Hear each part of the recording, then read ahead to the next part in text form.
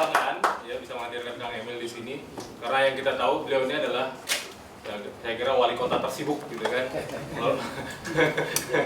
Dan luar biasa gitu.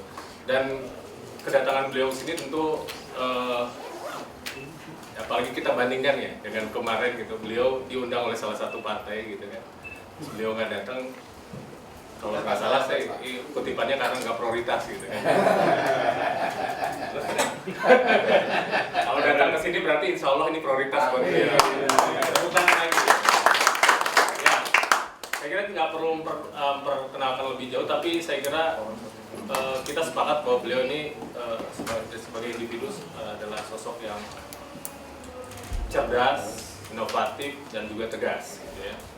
Dan banyak hal lah. Sekarang ini KPK ini saingannya Kang Emil ini sebagai media darling. Jadi bukan hanya sosok sebagai wali kotanya saja yang kemudian banyak terekspos di media. Bukan konteks media konvensional saja, saya kira banyak di sini netizen gitu kan. Di Twitter, di Facebook, di Instagram, seluruh aspek dari Kang Emil ini bisa dilihat di sana gitu ya. Di beliau juga kemudian terkesan jadi sosok yang sayang sama keluarga gitu. Bahkan ini sedikit saja Kang Emil, ini pengaruh juga ke saya gitu. Suatu saat istri saya minta saya mempunyai perilaku yang sama dengan Kang Emil. Apa itu? Setiap hari katanya suruh meluk istri dan anak minimal 20 detik. Oh gitu? Oke. Nah, ini buat teman-teman juga silakan dipraktekkan. Nah, problemnya kalau sama anak saya 4 sekarang. Jadi tidak ada masalah 20 detik gitu. 20 detik lama loh, coba praktekkan. Tapi kalau dengan istri terpaksa saya diskon. Kalau 20 detik itu bisa-bisa saya dikomplain sama bos saya gitu. Karena sering terlambat. Nggak jadi ke kantor. Oke. Dan ya luar biasa. Jadi banyak fans saya kira. Tadi juga punten Kang Emil dari peserta ini terutama ibu-ibu belum apa-apa. Nanti tolong ya, foto-foto gitu. Tadi ini silakan aja langsung ke beliau. Gitu ya. Dan hal unik lain adalah sebagai pemimpin beliau memanfaatkan betul masalah IT tadi dalam rangka komunikasi dengan publik. Gitu ya. Dan masalahnya netizen ini kan banyak kan kaum muda nih, sehingga ada dua tema yang saya lihat sangat populer dan kemudian selalu menjadi perbincangan. Pertama adalah masalah jomblo. Betul kan ya? Kalau ngomong jomblo Kang Emil itu paling jago kayaknya gitu ya. Sampai ada simbolisnya taman jomblo di Bandung itu Taman Suropati. Ya, ada peribahasa apa? Dia Real Madrid, kamu Barcelona. Iya. Dia sudah married, kamu masih berkelana gitu ya.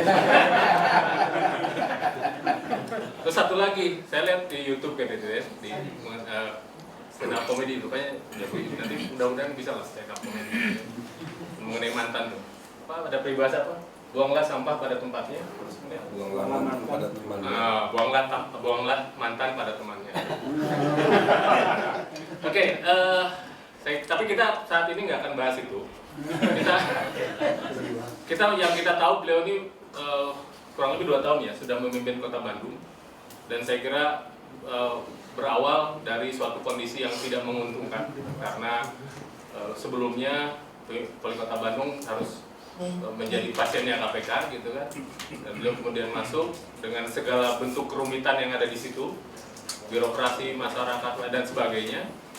Dalam 2 tahun sudah berubah banyak dan banyak sekali pengakuan yang saya kira kita nggak bisa sebutkan satu persatu. Dan inilah yang kita ingin coba gali dalam konteks kegiatan kita. Kang Emil, di depan Kang Emil ada semua teman ini tergabung dalam Satuan Tugas Koordinasi Supervisi Pencegahan Korupsi. Jadi kalau personilnya kita ambil dari KPK, dari unit atau dari Kedeputian Pencegahan, kemudian dari BPKP. Nah, kami dalam beberapa hari di sini, ya, menginventarisasi, kemudian mengumpulkan informasi dan juga pengalaman-pengalaman, baik itu dari regulator, ya, apakah itu Kemendagri, LKPP, kemudian dari pakar, kemudian juga termasuk beberapa kepala daerah, kemarin dari Kabupaten Bogor, sekarang Kang Emil, dan nanti selainnya ada dari Pemprov DKI, untuk mendapatkan pandangan yang menyeluruh tentang sistem yang praktek-praktek yang kita anggap terbaik. Nah, kita lakukan ini, ada kebutuhan yang cukup mendesak, bahwa saat ini atau tahun ini kita punya 261 kepala daerah baru. Walaupun mungkin sebagian masih incumbent gitu ya, tapi kita asumsikan baru. Dan ini kita harus bikin pola pencegahan yang cepat dan sifatnya crash program. Jadi yang bisa kita lakukan terhadap mereka, kita bisa bantu sesuatu supaya tidak terulang lagi banyak kejadian kepala daerah kemudian tersandung kasus korupsi, adalah kita akan membekali mereka sesuatu yang sifatnya sistematis, ya. Baik itu sistem masalah leadership, saya kira termasuk nanti kami bisa sharing tentang itu, bagaimana peran kuat dari kepala daerah untuk merubah sistem kultur yang mungkin Kang Emil punya pengalaman yang selama 2 tahun ini merubah culture birokrasi di Kota Bandung. Sekarang Kang Emil banyak sekali, saya kira bukan kalau kita ke Bandung gitu ya, belum tentu bisa ketemu Kang Emil karena udah menjadi tokoh nasional, bahkan saya kira beliau banyak ke luar negeri gitu ya. Dalam konteks salah satunya adalah beliau sangat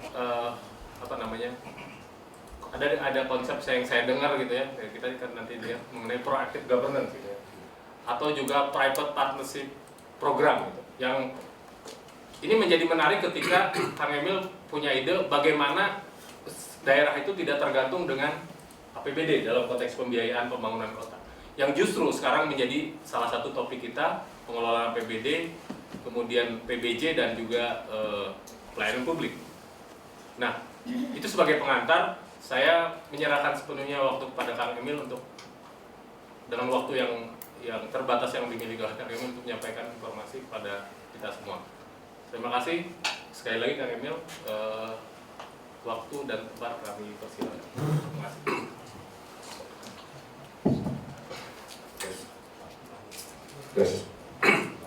Assalamualaikum warahmatullahi wabarakatuh. Senang berada di sini. Hanya saya mohon izin, saya lagi agak sakit, jadi suara saya mencoba keras-kerasnya, tapi ternyata kalau keluarnya ngejuit mohon dimaklum. Saya akan coba apa yang ada di isi kepala, pengalaman saya, dengan presentasi yang seefisien mungkin mengenai pada apa yang diharapkan. Nah, Bapak Ibu harus tahu dulu latar belakang saya supaya bisa memahami perspektif cara saya ngambil keputusan. Saya ini statusnya sekarang itu PNS yang lagi cuti. Banyak orang tidak tahu. Saya ini PNS dosen ITB. Jadi statusnya sekarang ini cuti dari jabatan.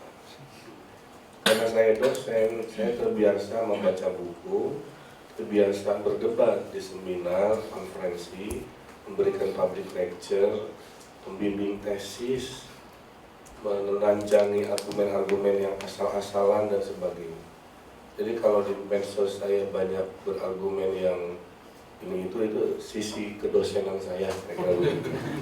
Dan kadang-kadang saya amati juga orang itu kalau tidak bisa membedakan antara celetukan dengan kritikan.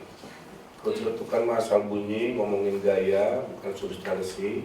Tapi kalau kritikan itu pasti berbasis data, berbasis before after, berbasis analisa. Nah, saya ingin mendidik masyarakat saya di era demokrasi yang lepas begini itu supaya belajar menjadi kritikus. Saya ajar untuk jadi kritik arsitektur, Pak. Kuliahnya 2 SKS. Jadi tidak semata-mata kita sudah sarjana main begitu. Ada kaidah-kaidah referensinya apa.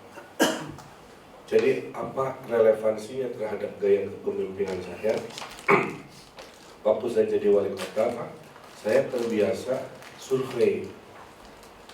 Setiap saya ngambil keputusan, saya survei dulu. Punten, kalau di Bandung Selatan orangnya street ekonomi, jadi ngomongnya jangan tinggi. Pak, kalau di Bandung Utara itu kumpulan dosen-dosen kalau ngomong harus lebih pintar, motif filosofi macam-macam, contoh kecil. Jadi saya terbiasa dengan itu, sehingga saya kalau berdebat dengan orang, saya keluarkan semua data statistik untuk mendebat argumentasi. Dua, Bapak Ibu, saya ini arsitek, jadi keilmuan saya arsitek itu ilmu terapan. Jadi saya sebelum jadi wali kota punya karyawan 70 orang di Jakarta, Bandung, Bali. Saya kerja di Amerika 5 tahun di perusahaan Amerika, kerja di Hong Kong 2 tahun. Proyek saya ada di Cina, ada di Timur Tengah. Jadi saya hafal berdebat dengan orang-orang internasional. Bos-bos saya LGBT semua di sana. Lagi rame LGBT. Udah biasa lihat bos saya pacaran sama temennya. Itu culture shock saya waktu keluar. Tapi biasa. Ketiga, Pak, setelah saya pulang 2003, saya mendirikan 3 komunitas sosial, yaitu Bandung Creative City Forum yang sempat kena fitnah, tapi alhamdulillah dari kejaksaan sudah mengkelirkan minggu lalu, alhamdulillah itu fitnah. Kedua, komunitas Indonesia Berkebun, Bapak Ibu tahu, dari 2 kota, gara-gara Twitter sekarang sudah 40 kota, menunjukkan kekuatan komunikasi itu luar biasa dalam revolusi hari ini. Ketiga, saya bikin komunitas bike share. Jadi kalau dalam teori perubahan ada A, B, C, G, akademik, bisnis, community, government.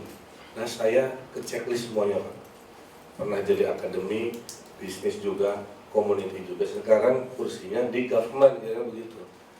Jadi saya tahu bagaimana LSM, kalau wali demo, kalau LSM itu berdebat, saya hafal.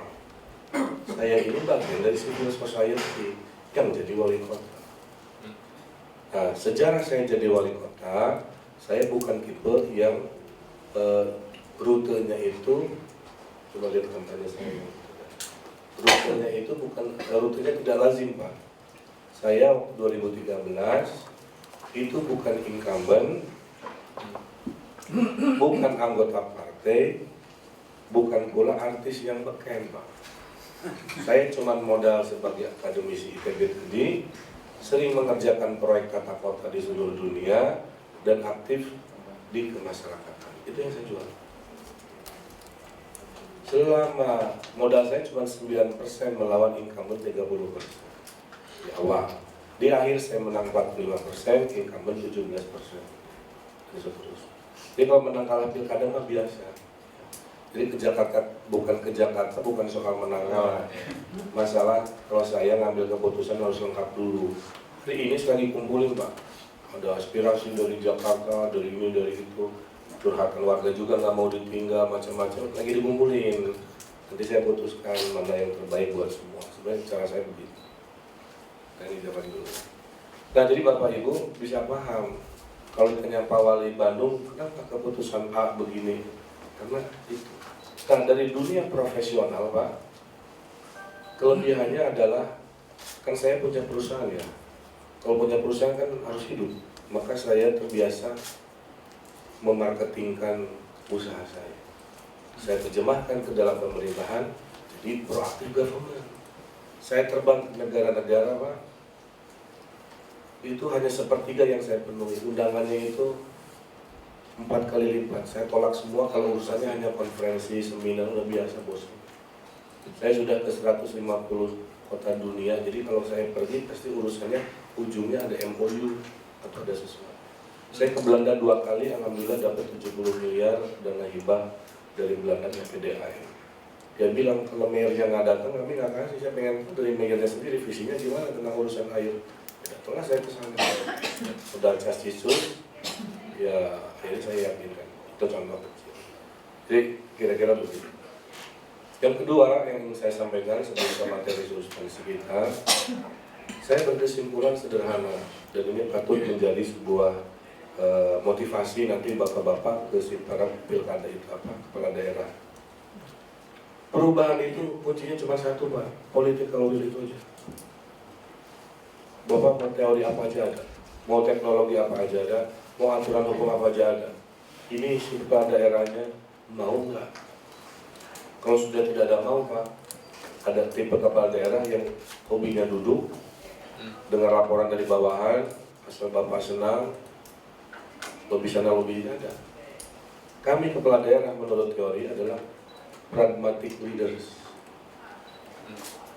Pragmatic leaders itu harus banyak turun ke lapangan kalau mau beres.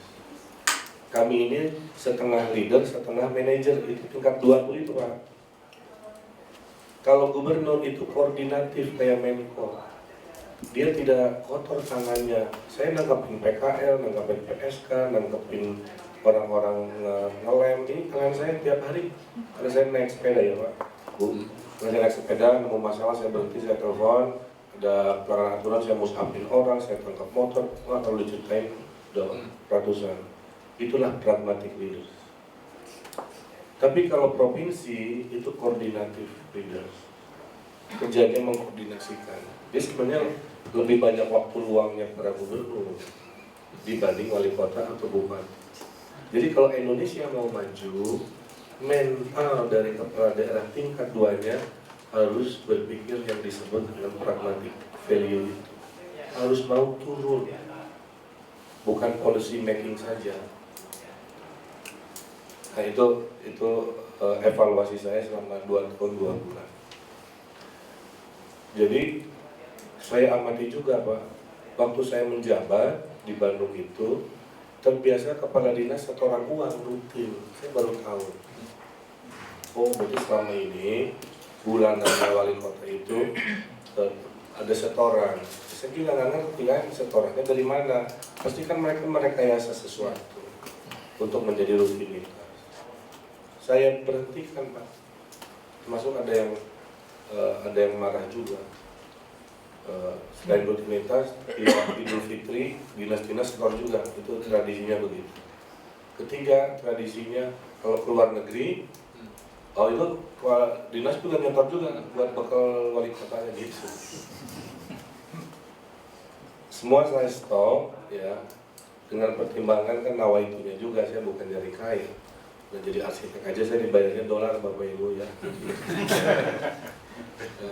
Makanya inamal amalu binyan. Mau jadi pemimpin daerah itu mau nyari nafkah atau mau pengabdian. Kalau ada sekian persen nyari nafkah ya pasti akan merekayasa itu aja. Rumus filosofi hidupnya sederhana. Dalam politik ya, siapa yang berhasrat pasti bersiasat. Jadi saya katakan, yang kepala dinas saya ini punya hasrat. Saya cek beneran, udah mulai survei-survei dengan ikutan pilkada 2018. Saya cut saya guys. Ini contoh kecil aja Pak. Jadi siapa yang berhasrat pasti bersiasat.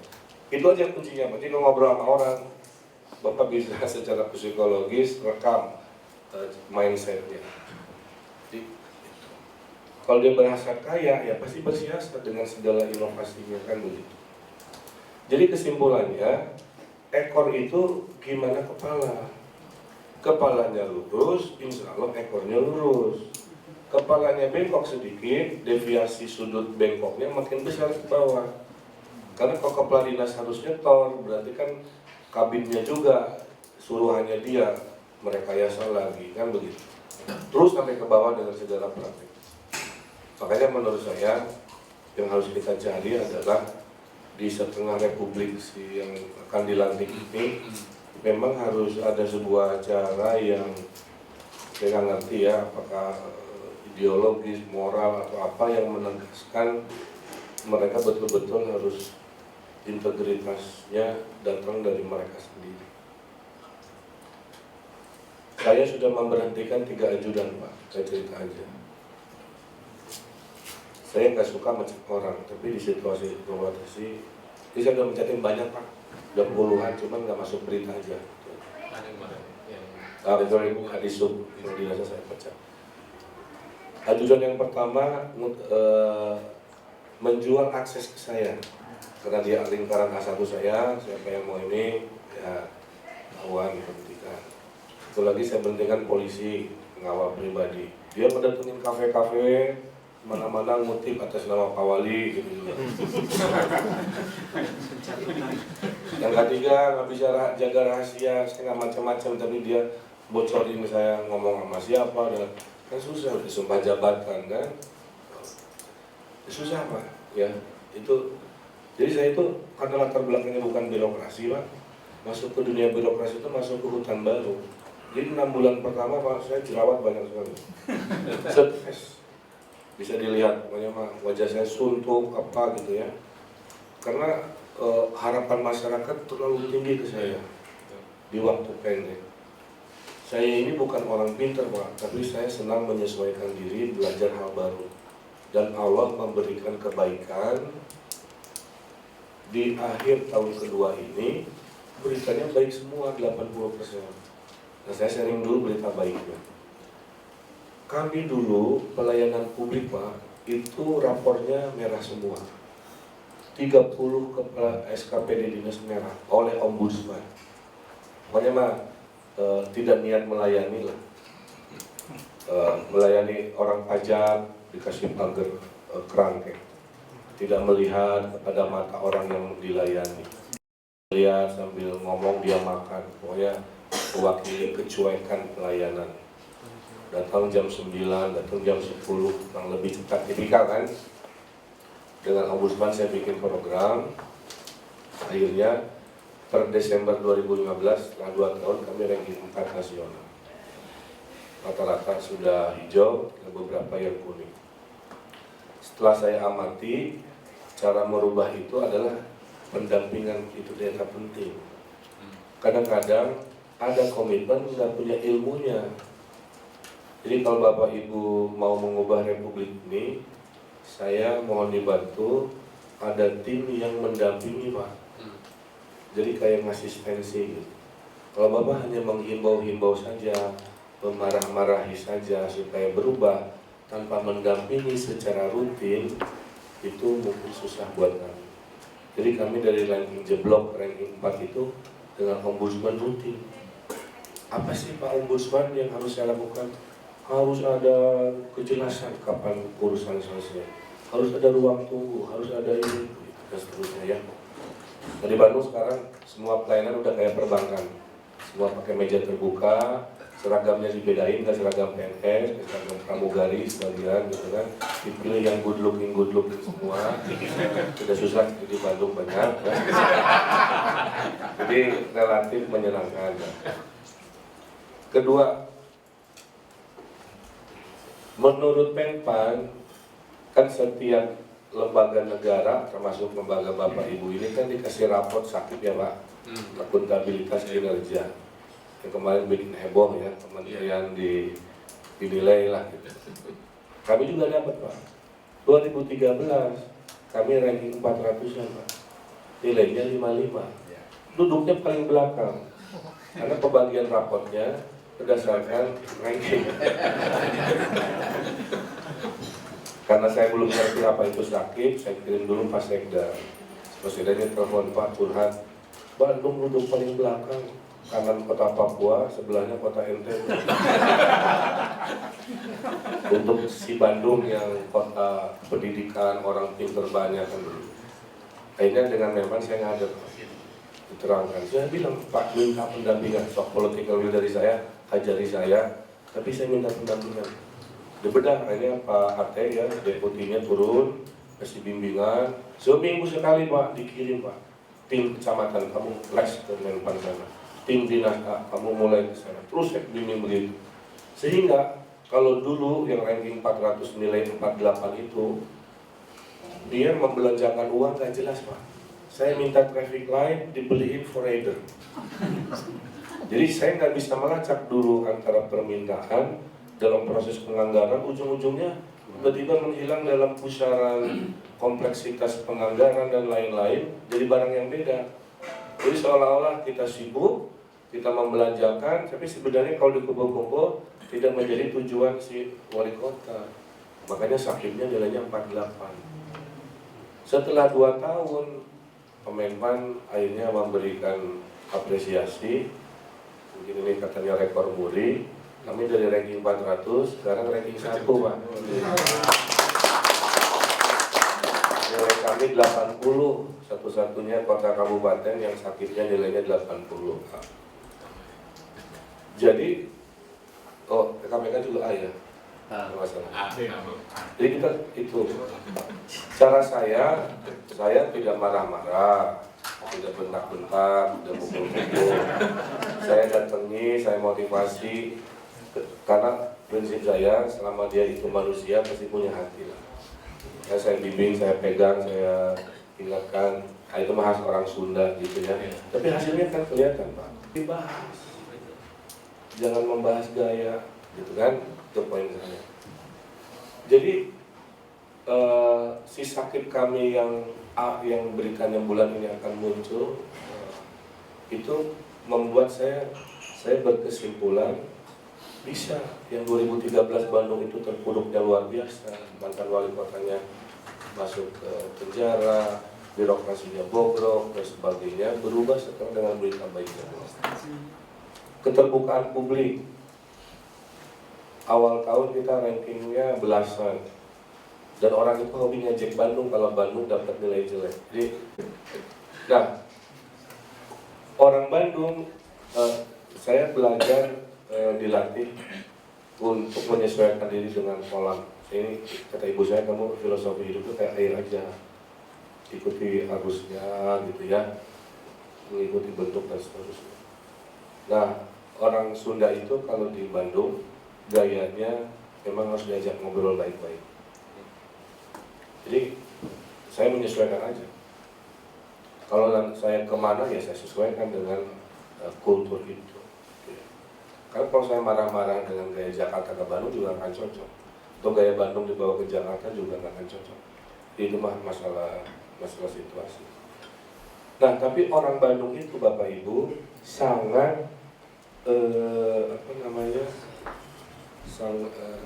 digital society. Ini keunggulan kami yang saya manfaatkan untuk mengawasi pemerintahan, Pak. Dari 2,5 juta penduduk Bandung yang punya akun Facebook 2,1 juta. Makanya saya punya akun Facebook harian yang reachable-nya menurut kantor Facebook 30 juta akun per bulan. Saya punya Twitter 1,2 juta, saya punya Instagram 2,3 juta. Karena mereka adalah digital society, saya giring sekarang sistemnya itu ke digital. Jadi kesimpulan saya selama 2 tahun 2 bulan, bapak-bapak nggak usah banyak ceramah tentang integritas, ceramah tentang moral, karena nggak ada ukurannya. Si orang yang kita ceramahin bisa berubah apa tidak. Kita merasa yakin kalau udah nyeramain orang itu susah gitu. Tapi kalau geser SOP-nya semua dengan teknologi, kita perkecil celah-celahnya, insya Allah itu berubah. Itu yang saya lakukan. Sakit saya sekarang transparan Pak. Warga Bandung kalau mau tahu dinas apa, ngerjain apa, sudah berapa persen pencapaian dari target wali kota, dia masuk ke Silakip ini. Dinas Disduk Capil, coba klik. Target meningkat kualitas pelayanan kependudukan, indeks harus sekian, meningkat akuntabilitas kerja. Ya. Ada juga yang tidak tercapai, coba yang merah. Meningkatnya tertib administrasi kependudukan, ternyata bisa baca berapa persen? Sekian persen lah gitu kan. Ini jadi evaluasi buat saya secara internal, masyarakat juga bisa komentar. Mana dinas yang kerjanya lelet Pak.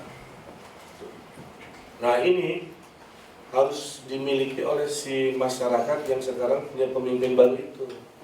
Tanpa ukuran ini, saya bisa ngeklaim aja Pemkot Bandung kerjanya oke. Ini kata siapa? Nah kalau di sini mereka bisa mengukur. Kita ditelanjangi kira-kira itu. Satu, coba istilah. Kedua, dengan teknologi lagi, warga Bandung bisa ngomentarin pelayanan kewilayahan, kelurahan dan kecamatan dengan SIP Bandung Go ID. Pilih kecamatannya, Tapi ini fair. Kalau Anda komplain ke sini, kalau Anda mau memuji juga ke sini. Ya. Nah, kebetulan di sini saya titip dulu program Pak Wali, tolong nilai ketertiban, keindahan, dan kebersihan di wilayah kamu, kan begitu. Kalau bagus dia bintang 5, kalau negatif dia ngasih komentar turun ke bawah.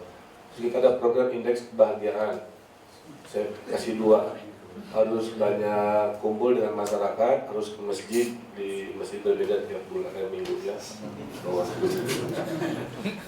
Ini apa kesel KTP nggak beres, masuk ke sini aja Pak. Kalau keren, Pak gratis keren, bintang 5. Pak negatif kelamaan pungli. Si Lurah Camat Pak sekarang tahu bahwa tanpa harus apa, si warga Bandung tuh diam-diam akan ngasih evaluasi ke saya. Saya rekap tiap minggu masuk ke saya. Jadi tiap minggu saya tahu Bang, mana kelurahan, kecamatan yang banyak komplain, mana yang sedikit komplain, by teknologi, by demokrasi, karena yang menilai warga sendiri. Jadi saya objektif. Dan mereka sekarang takut. Saya bilang saya peratus mutasi, saya bilang saya nggak KKN. Ini rapor kamu yang banyak komplain. Jadi 10 lurah dan camat terbaik tahun ini dengan model ini, saya kasih hadiah. 10 camat, 10 lurah, saya kursuskan ke Lee Kuan Yew Public School di Singapura tahun ini. Biar mereka belajar negeri maju, bagaimana mengelola birokrasi kelas dunia. Hadiahnya itu. Yang jelek-jelek saya mutasi, saya berhentikan dan macam-macam.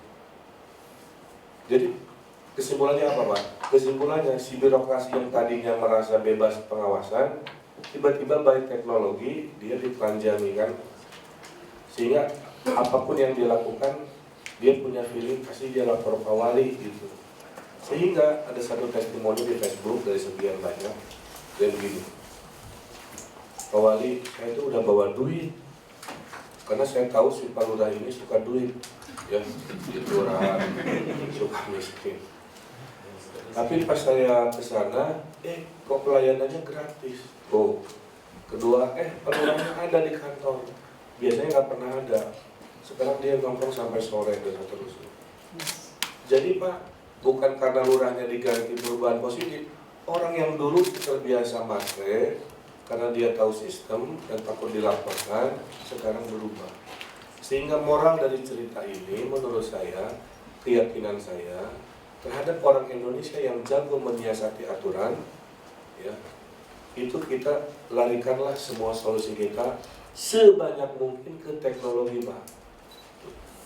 Karena teknologi insya Allah tidak bisa dibohongi, direkayasa. Walaupun masih ada celah-celah ya, tapi menurut saya itu yang terjadi selama 2 tahun sekian di kota Bandung ini seperti ini. Saya juga sudah tahu modus-modus korupsi Pak. Kalau dinas ini contohnya DPKAD Pak, DPKAD dia korupsinya itu pungli, punglinya itu jeruk makan jeruk. Ada dinas mau mencairkan uang SP2D, oleh timnya diminta dulu kalau mau cepat ya store, kalau enggak dilambatin, kan begitu. Jadi memalak PNS sendiri gitu ya. Nah, kita sudah mulai tekan. Setiap dinas saya baca ada modusnya. Sampai saya bilang ke inspektorat, coba bikin buku modus-modus korupsi ya. Supaya kita lihat, oh kamu tipe korupsi nomor 30B gitu. SPG-nya di markup banyak sekali kan. Jadi kesimpulannya apa Pak? Di mana ada kesempatan mereka kan mencari peluang-peluang itu ya. Ini jadi saya nggak bilang kami sudah bersih, saya bilang kita membaik ya. Contoh, kita ada survei transparansi internasional, ranking Bandung yang korupsi jelek lah, kira-kira begitu ya. Saya terima dengan lapang dada. Saya cek, ini transparansi internasional, surveinya kapan? Oh bulan Mei Pak. Oke, Mei 2015 ya Pak. Siapa yang disurvei? Pemohon izin. Oke. Kami dengan KPK launching izin online bulan Juni 2015. Jadi sebulan setelah survei itu kami launching izin online. Sampai hari ini Bapak Ibu sudah lebih dari 15.000 izin kami keluarkan tanpa manusia bertemu manusia. Mendaftar izinnya online, Pak. Bayar izinnya online. Nah, ini, ya. Dokumen izin pun kami kirim dengan kantor pos ke rumah. Jadi Bapak, misalkan Bapak yang pemohon, tidak pernah bertemu kami petugas sama sekali. 2 bulan pertama kepala dinas saya didemo oleh preman-preman, orang-orang yang terbiasa mencalonkan urusan. Bayangkan, satu calo 1 juta kali 15.000 izin sudah berapa itu? 2 miliar ya, kira-kira gitulah. Jadi saya percaya, sambil saya perteguh komitmen integritasnya secara pribadi, sekarang saya geser semua urusan ke smart city itu.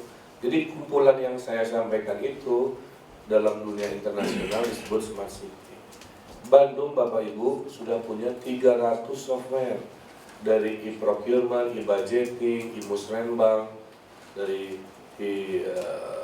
project management, yang tadi SIP, itu dalam kelompok smart city. Smart city itu kami bagi 3 ya Bapak Ibu. Satu untuk manajemen internal, kayak e-budgeting dan lain-lain. 2 untuk e-controlling.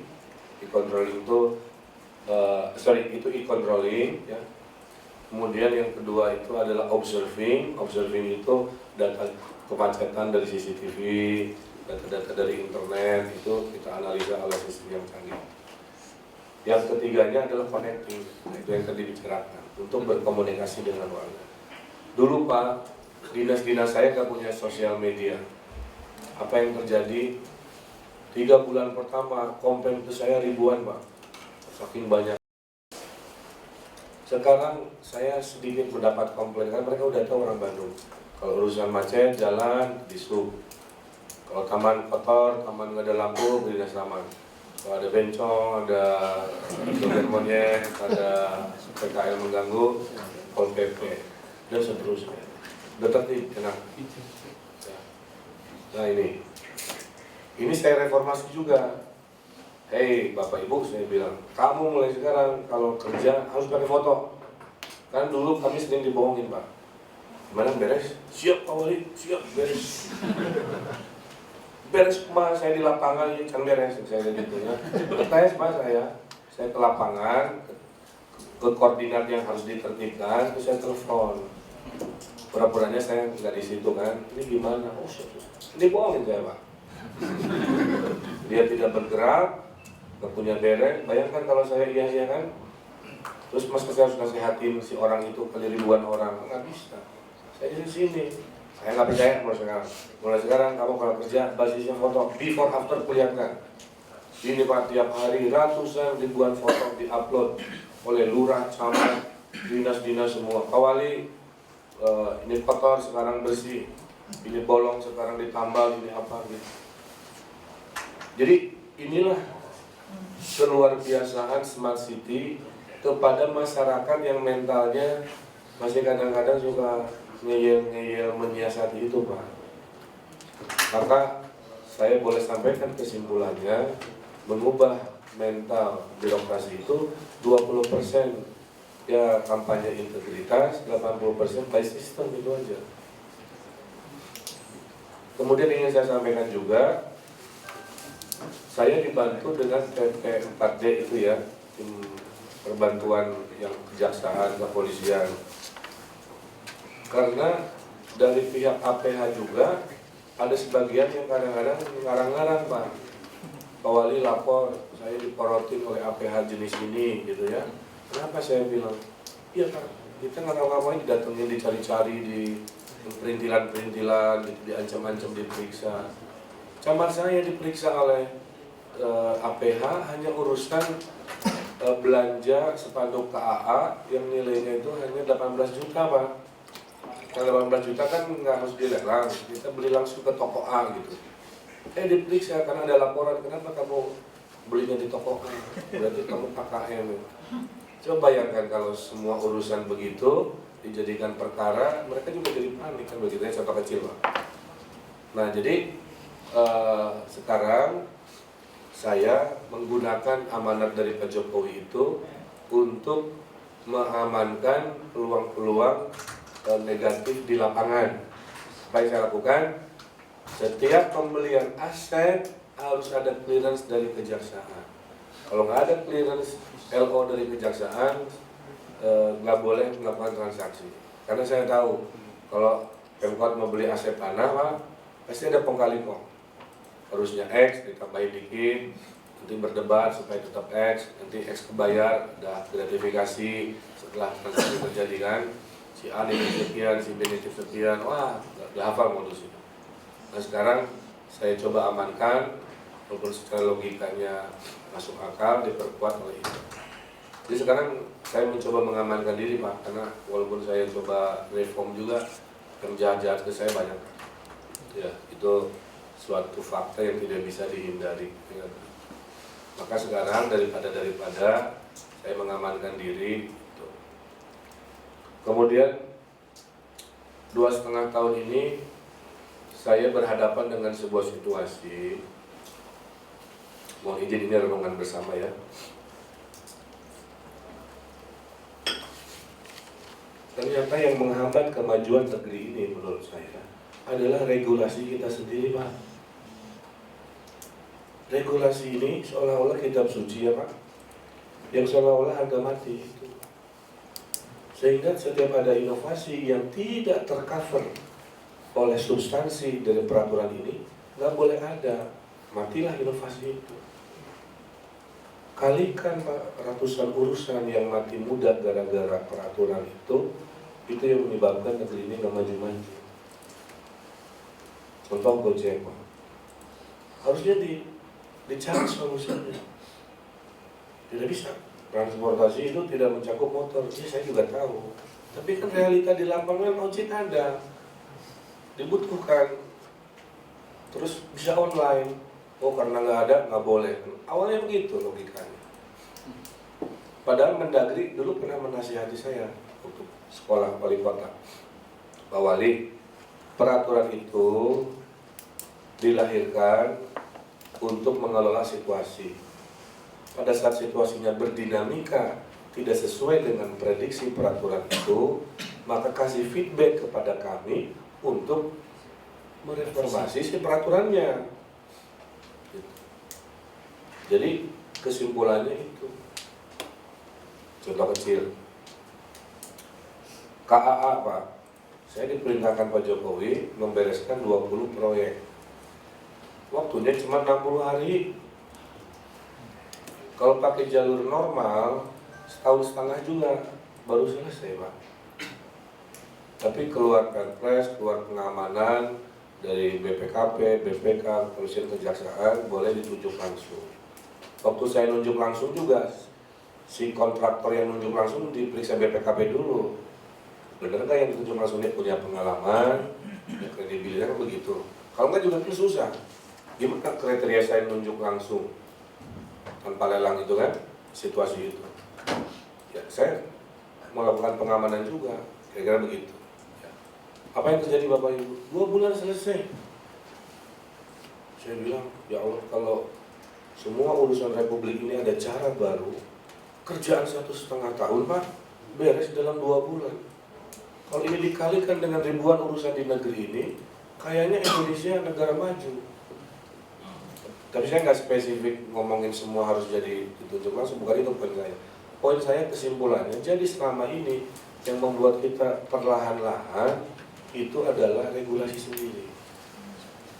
Jadi kepada bapak-bapak yang punya power mengonsep regulasi, punya power untuk bisa merevisi ini, harus rajin-rajin menjangkau aspirasi kepada kami kepala daerah terkait mentoknya inovasi-inovasi yang ada. Saya punya tim penasehat hukum dari Unpad untuk menasehati saya di bidang regulasi. Saya ada tim kebijakan publik, orang-orang pintar yang menasehati saya. Kata mereka begini, ternyata hukum juga punya 2 madhab. Satu madhab nggak boleh karena nggak ada regulasinya, dan ngasih solusi, pokoknya nggak bisa, punten Pak, nggak bisa, kebetulan nggak ada. Dan madhab kedua harus dibisa-bisakan dan dicari cantolannya, walaupun mungkin tidak lengkap dan sebagainya. Nah, saya mengalami selama 2 tahun yang pertama, saya punya ide gini, Pak maaf nggak bisa. Saya punya ide begitu, oh maaf nggak bisa. Gitu terus, dan nggak ngasih solusi. Pokoknya nggak bisa. Nah ini saya mau lari kencang aja Pak, dengan cara saya itu banyak terikat oleh situasi sosiologi seperti itu. Jadi kecepatan saya membangun Bandung ini baru 60% Pak dari kecepatan saya yang normal di non birokrasi dulu. Nah, saya kira pengantar setengahnya itu. Jadi kalau Bapak nanti mau nasihatin kepala daerah, saya kira poin-poin utamanya kan seperti itu. Saya punya perusahaan, penghasilan saya dulu besar, saya bisa nabung Pak buat investasi, saya pakai buat properti macam-macam gitu kan. Setelah jadi wali kota, saya ada gaji 6 juta rupiah, ngerti juga angkanya ngitungnya dari mana, tunjangan 100-an sekian, tapi katanya tunjangan itu harus habis, nggak bisa ditabung. Ya. Tunjangan dan biaya operasional wali kota dihitung sekian persen dari PAD dan lain-lain. Yang saya tidak duga Pak, jadi kepala daerah itu orang minta-minta Pak. Ini dilema, Bapak nggak bisa saya melihat saya hitam putih. Pak, anak saya sakit, tolong. Pak, butuh biaya kawin, datang relawan pilkada. Bapak lupa dengan saya. Sekarang udah enak-enaknya saya minta tolong gak di ini. Udah baca di Facebook, Ridwan Kamil melupakan kami. Itu ujungnya minta duit Pak. Ini setiap bulan jumlahnya banyak sekali. Habis uang saya si BO itu dan tunjangan itu untuk itu. Sampai saya sedih satu hari ya. Saya lihat istri saya itu ngerobek-robekin, bukan ngerobek, ngebukain amplop honor, karena BO saya habis. Belum pernah seumur umur saya menikah dengan istri saya itu, istrinya sampai sebegitunya lah gitu ya. Jadi itu dilema kami, ini mohon jadi perhatian ya. Saya bukan malaikat, saya bukan apa, tapi keseharian wali kota bupati itu begitu. Itu baru perintilan Pak. Belum kalau dia sebelumnya didukung oleh ormas ini itu yang memintanya melebihi, bisa puluhan juta, bisa ratusan juta minta ke saya ada. Betul ya, Pak ini buat sekretariat, Bapak kan saya usung sebagai ini, kami butuh sejak berapa? 700 juta, lah di mana duitnya? Nah ini dilema-dilema, jadi kalau 100% itu juga memang kesulitan lah, seperti itu. Nah, saya pengalaman saya, biaya kampanye saya tidak lebih dari 6 miliar Pak. Jadi saya agak heran kalau nyebut ada bupati puluhan miliar. Tapi lawan saya dulu saya tanya ya, dia 20 miliar untuk jadi wali kota Bandung. Jadi tidak sebesar, dia nggak ngerti juga. Feeling saya, biaya terbesar itu pasti di perahu politik. Karena kalau kos relawan, kos bikin baliho, iklan di radio, biaya konsumsi, dihitung itu nggak besar. Pasti biaya kos besar itu Nah, jadi kesimpulannya kepada kepala daerah yang ingin balik modal, tadi di mana ada hasrat, di sini ada siasat. Pastilah dia bersiasat, target ke kepala dinasnya, masukin nah ini yang ya jadi keprihatinan bersamalah seperti itu. Dan ujung-ujungnya mungkin gratifikasi juga. Saya kira mungkin itu Pak. Ya, cukup. Kira ya. Sekali lagi aplaus buat jadi awal bersama nanti tim akan menindaklanjuti, mohon izin untuk diskusi lebih lanjut dengan tim. Ya. Oh, ada sesuatu yang disampaikan Pak Wawan? Maksud kayak mendapat itu dah. Rasanya mendapat banget. Tadi ada sesi foto katanya. Oh ya, dari ibu-ibu deh. Bapak